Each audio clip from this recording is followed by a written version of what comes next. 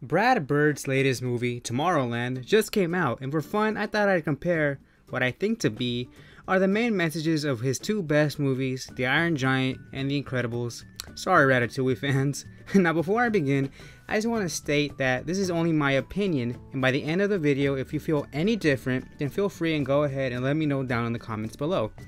Now, I believe both films are excellent in their own right. And for the purposes of this video, I'm not pitting these two movies against each other in a battle to the death to see which one I like better. I'm just going to go over which central message I find to be a lot more inspiring and a lot more motivating. You know, the one I think is better. I'm not judging each movie by its main plot, character acting, and so on. I'm judging it based on what I perceive to be its central message. This in no way reflects the quality of each film, generally speaking. It's just a way for me to determine which movie I like better. You may judge and like these movies differently by your own set of criteria, but for the purposes of this video, this is my criteria, so to speak.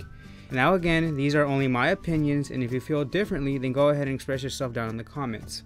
Let's start with the very underrated The Iron Giant.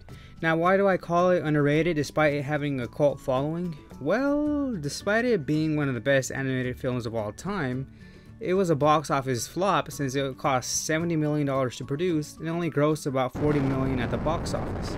Now, what is the overarching message in The Iron Giant? Well, it should be apparent, but the overarching message is that we as individuals can forge our own paths in life despite our environments and our upbringing.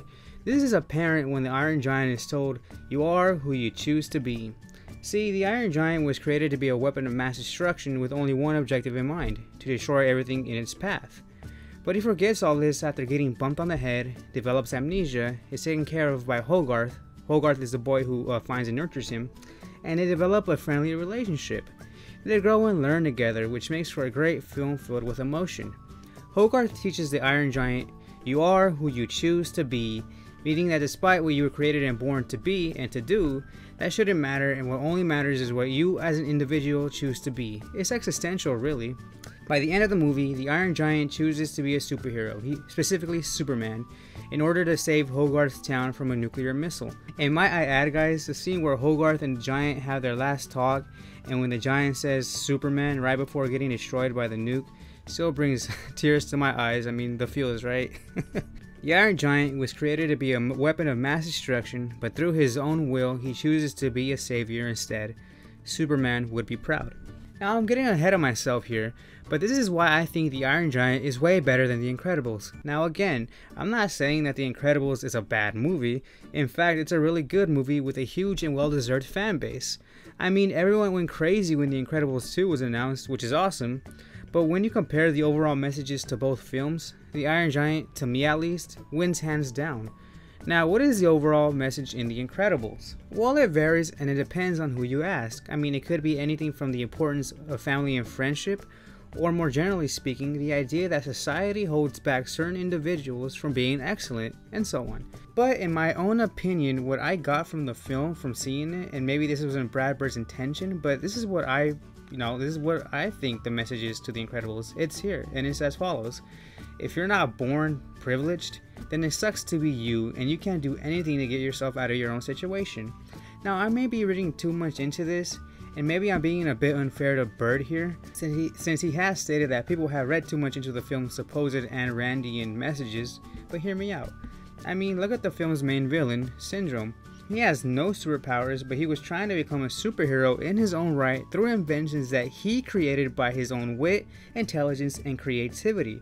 We should be encouraging these type of people, yet the film's protagonist, Mr. Incredible, shuns him. He rejects him. What gave Mr. Incredible that right? Just because he was annoying? I mean, come on now, Mr. Incredible was born with his superpowers. He didn't earn them, he didn't do anything to achieve them, and here he is telling someone that's trying to earn their way to becoming a superhero to basically piss off?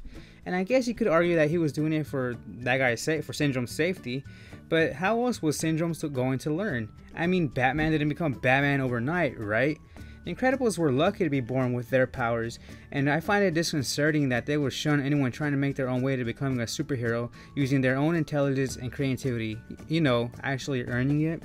I know, guys, I maybe sound a little cynical and a little harsh and a little negative here, But keep in mind, guys, this critique of The Incredibles isn't me saying that The Incredibles as a movie is horrible. It's just that I have issues to what I perceive is one of its underlying messages. And when compared to the Iron Giant's message, to me, the Iron Giant wins hands down. To me, that's what makes the Iron Giant the superior film, the better film. Maybe not in every respect, but at least in this one respect right here. Alright guys, so those are my thoughts on this, on what Brad Bird's best movie is. In summary, The Iron Giant, because I believe the message is a way better message than the one that The Incredibles was trying to offer, or what I guess I perceived was trying to offer. And so yeah, my thoughts. So tell me down below what you guys think. Do you agree with me? Do you disagree with me?